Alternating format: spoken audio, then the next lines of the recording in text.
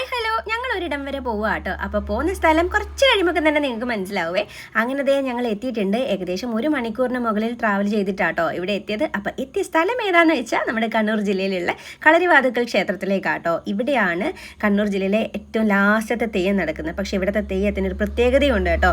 ഏറ്റവും വലിയ മുടിയുള്ള ഭഗവതിയുടെ തെയ്യം ഇവിടെയാണുള്ളത്. ഇവിടെ എത്തിയപ്പോൾ അവസ്ഥ നിങ്ങൾ കണ്ടോ? ഈ ഒരു തിക്കും തിരക്കും അത്രയും ജനങ്ങളാണ് ഈ ഒരു ക്ഷേത്രത്തിലേക്ക് വരുന്നത് കേട്ടോ. ഇത്രയും തിക്കും തിരക്കിൽ ഞങ്ങൾ ഈ കഷ്ടപ്പെട്ട് നിൽക്കുന്നത് ഭഗവതിയുടെ മുടി വെക്കുന്നത് കാണാൻ വേണ്ടിയിട്ടാട്ടോ. എല്ലാവരും ഇങ്ങനെ കഷ്ടപ്പെട്ട് നിൽക്കുന്നത്. പിന്നെ ഞങ്ങളുടെ നാട്ടിൽ ഇപ്പം ഏറ്റവും കൂടുതൽ കണ്ണൂർക്കാരെക്കാട്ടും കാണാൻ പറ്റുന്നത് കർണാടകക്കാരാണെന്ന് കേട്ടിട്ടില്ലേ? അതിവിടെയും അത് തന്നെയായിരുന്നു കേട്ടോ അവസ്ഥ. മുമ്പിലും പിറകിലും സൈഡിലും ഒക്കെ നിന്ന ആൾക്കാർ കർണാടകത്തിലുള്ള ആൾക്കാർ തന്നെയായിരുന്നേ. ഞാനൊരു 4 വർഷം മുന്നേ കേട്ടോ ഈ ഒരു ക്ഷേത്രത്തിൽ ആദ്യമായിട്ട് വരുന്നത്. അന്ന് ഭഗവതിയുടെ മുടി വെക്കുന്നത് കണ്ടപ്പോഴേ മനസ്സിൽ ഭയങ്കരമായിട്ട് തട്ടിയിട്ടുണ്ടായിരുന്നേ. അത്രയും ഭയങ്കര രസമായിരുന്നു കേട്ടോ. ഈ ഒരു മുടി വരുമ്പോൾ മുതലുള്ള ഒച്ചയും ബഹളവും ആരവും ഒക്കെ പറഞ്ഞറിയിക്കാൻ പറ്റാത്ത ആ ഒരു ഫീലാട്ടോ തരുക. നിങ്ങൾക്ക് തന്നെ ഈ വീഡിയോൻ്റെ ഇത് മനസ്സിലാകുന്നുണ്ടാവില്ല. ഇവിടെ മാത്രം ഞാൻ ഈ വീഡിയോൻ്റെ സൗണ്ട് ഇവിടെ വെച്ചിട്ടുണ്ട്. നിങ്ങൾക്കൊന്ന് മനസ്സിലാക്കേണ്ടിയിട്ടാട്ടോ. അത്രയും രസമെന്ന് വെച്ചാൽ അത്രയും രസമാണ്. പോയവർക്ക് അറിയാൻ പറ്റും അവിടെ നമ്മൾ ഈ കഷ്ടപ്പെട്ട് പോയത് എന്തിനാണെന്നുള്ളത്. അത് കാണുമ്പോൾ ഭയങ്കര ഒരു മനസ്സിനൊരു സന്തോഷം കിട്ടുന്നൊരു കാഴ്ച തന്നെയാണ് കേട്ടോ.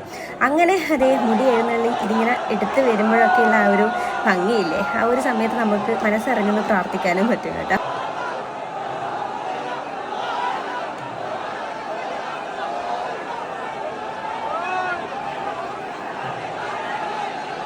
അങ്ങനെ ഭഗവതി മുടി വെച്ചതിന് ശേഷം ഇതുപോലൊരു 3 വട്ടം ഇങ്ങനെ ചുറ്റും കേട്ടോ. ഈ ഒരു സമയത്തൊക്കെ ഒരുപാട് ആളുടെ കഷ്ടപ്പാടാണ് ഈ ഒരു കാണുന്ന കാഴ്ച കേട്ടോ. ശരിക്കും പറഞ്ഞു കഴിഞ്ഞാൽ എനിക്ക് പറഞ്ഞറിയിക്കാൻ വാക്കുകളില്ലെന്ന് വേണമെങ്കിൽ തന്നെ പറയാം കേട്ടോ. ഈ ഒരു തിരക്ക് കണ്ടോ ആ ഒരു സമയത്തും.